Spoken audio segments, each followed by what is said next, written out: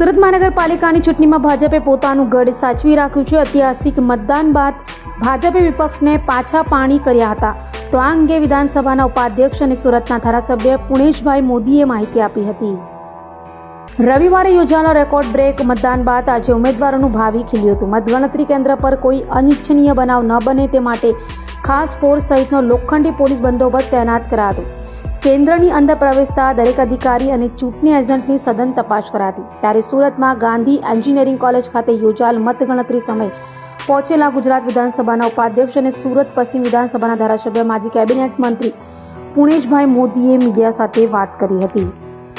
ગાંધી એન્જિનિયરિંગમાં સમગ્ર સુરત મહાનગરના 30 વોર્ડનું ગણતરીનું કામકાજ ચાલી રહ્યું છે અને આપ જોઈ શકો છો કે રુઝાન ભારતીય જનતા પાર્ટીની તરફેણમાં આગળ વધી રહ્યું છે। વોર્ડ નંબર 4માં આપણે ખૂબ આગળ અને લગભગ વિજેતાના હારે છે।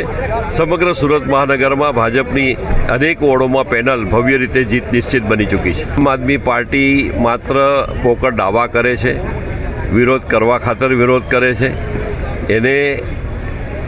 એનું અસ્તિત્વ જાળવી રાખવા માટે બેબુનિયાદ અને ભ્રમણા ફેલાવે છે।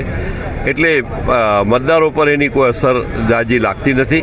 મતદારો પણ જાણી ચૂક્યા છે એનું વાણી વર્તન અને વ્યવહાર શું છે એ સુરતની પ્રજા અને ગુજરાતની પ્રજા સાથે જાણે છે।